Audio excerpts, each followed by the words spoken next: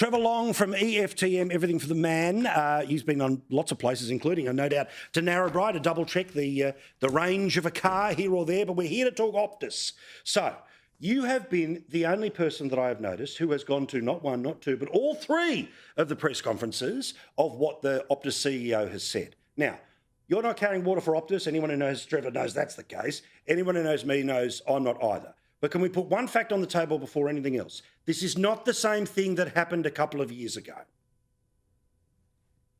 Not at all, Paul. Good evening. A couple of years ago, they had a problem with a router. A router is a part of the network of communications that all computers use, and telecommunications use computers just to make mobile phones work. They had a problem with their network that brought everything down, including every single mobile phone, landline phone. It was a network outage by default, by name, very clearly. This was not a network outage. There was no outage of the network. Everyone in South Australia, Western Australia, Northern Territory, they were still making phone calls. They were still calling their mum, their friends, their work. No dramas at all. There was no indication on anyone's phone that there was an issue until you needed it most. And that is the disgrace of this, that when you needed it most, you picked up the phone and called 000, it did not work. But the thing about this that I'm most kind of mindful of is I don't know that Telstra or Vodafone would have any success in detecting a problem that was not at the network level. Maybe they do, but I don't think they're going to come out and say that. But there was no big red flag in the Optus Network Operations Centre to say that this was faulty. In fact, it was calls from actual customers and the South Australian Police that alerted them to the problem.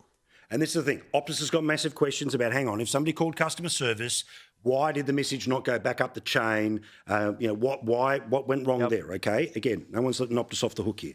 But again, the 000 system works for Telstra, works for Vodafone, works for Boost, but it doesn't work for, Aussie Broadband, all the companies. It doesn't work for Optus.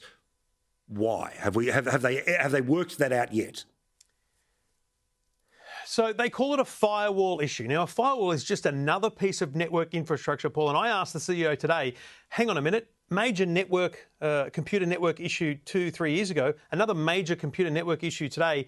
There's something fundamentally wrong here. And I think questions will now need to be asked and answered about whether or not those network engineers are still at the company, because clearly they've got answers.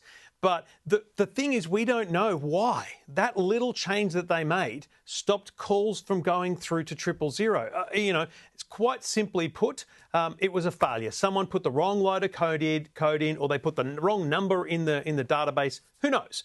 But it failed, and that is what. You've got to remember, Stephen Rue, the CEO, has now committed to a full, independent and very transparent, and we can't question them for being transparent right now, review of this. I think that is going to be a stark expose for Optus, one of which they're probably long overdue for.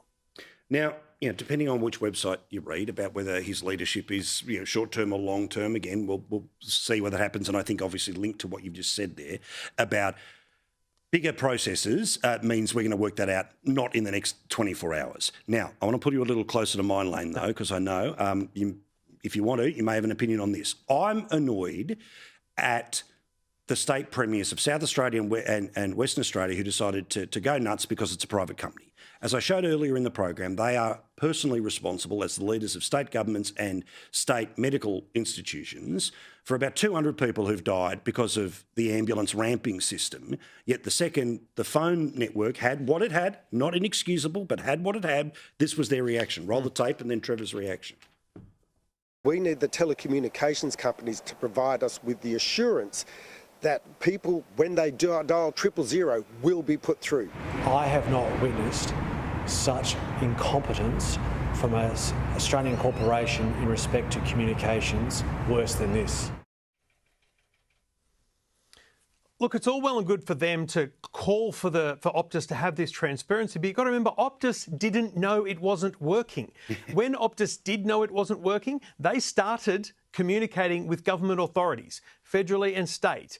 And the thing, look, my personal opinion, not a technology-based opinion about the advice to premiers is, and a little bit of inside baseball here, when I found out about the press conference, an hour out from a press conference on Friday, I rang everyone I know, and none of them at Optus, no one at Optus would tell me what was happening. I did obtain information that it wasn't a cyber breach, so I felt, that was the start.